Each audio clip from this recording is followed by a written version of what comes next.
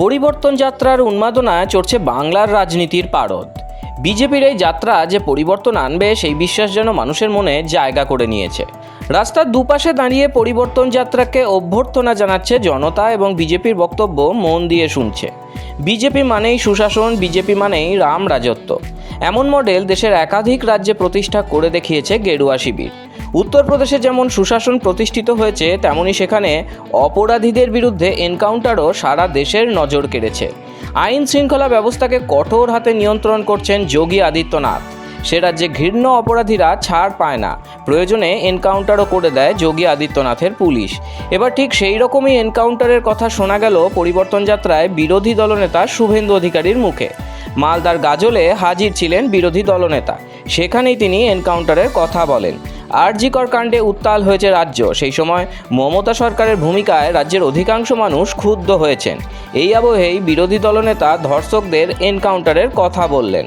মা বোন দিদিরা, কথা দিলাম, রেকর্ড করে রাখুন, বিরোধী দলনেতা বিজেপির অন্যতম একজন, কথা দিয়ে গেলাম, সব ধর্ষকদের বিজেপি সরকার এলে সকালে নেব, বিকালে খরচ করে দেব, ভারতীয় জনতা পার্টির অঙ্গীকার।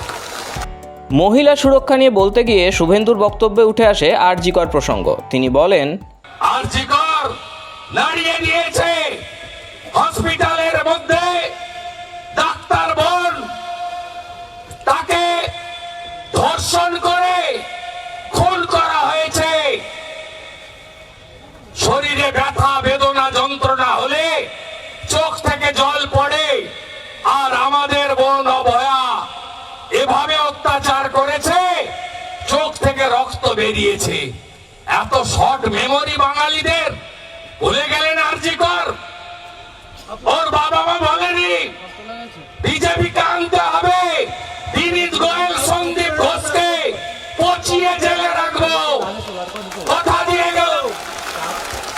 গাজলে শুভেন্দু অধিকারী আরও বলেন, বাংলাদেশের মুসলিমদের সেদেশে ফিরতেই হবে। নরেন্দ্র মোদী উন্নয়নের প্রশ্নে হিন্দু মুসলিম করেন না বলেও জানান তিনি। এরা ভারতীয় মুসলিম, এদের সঙ্গে আমাদের বিরোধ নেই। আমি রাষ্ট্রবাদের কথা বলি, কিন্তু বাংলাদেশ থেকে যারা এসেছেন ভাই মুসলিম, তারা দয়া করে ভারত ছাড়ুন, পালান। ভারতীয়দের সঙ্গে কোনো বিরোধ নেই। মোদিজির 275টা স্কিম কোন ব্যক্তি দেখে, সম্প্রদায় দেখে নয়। মোদিজি এই রাজ্যে 7 কোটি লোককে প্রধানমন্ত্রী অন্ন সুরক্ষায় রেশন দিচ্ছেন, সেখানে হিন্দু মুসলমান দেখে তিনি দেননি, যারা ভারতের নাগরিক তাদের দেখে দেখে দিচ্ছেন। অন্যদিকে হুগলিতে পরিবর্তন যাত্রায় সামিল হয়ে রাজ্য বিজেপির সভাপতি শ্রমিক ভট্টাচার্য বলেন, প্রশ্ন বিজেপি তৃণমূলের নয়, প্রশ্নটা হলো পশ্চিমবঙ্গের অস্তিত্বের, বাঙালির স্বাভিমানের। প্রশ্ন বিজেপি কিংবা তৃণমূলের নয়, প্রশ্ন হিন্দু কিংবা মুসলমানের নয়, প্রশ্ন কংগ্রেস কিংবা সিপিআইএম এর নয়, প্রশ্ন ভারত মাতা কিংবা জয় বাংলার নয়। প্রশ্ন হলো বাংলার অস্তিত্বের, বাংলার স্বাভিমানের, আমাদের মাটির বহুত্ববাদের, এই বহুদলীয় ব্যবস্থার, এই গণতন্ত্রের লড়াই।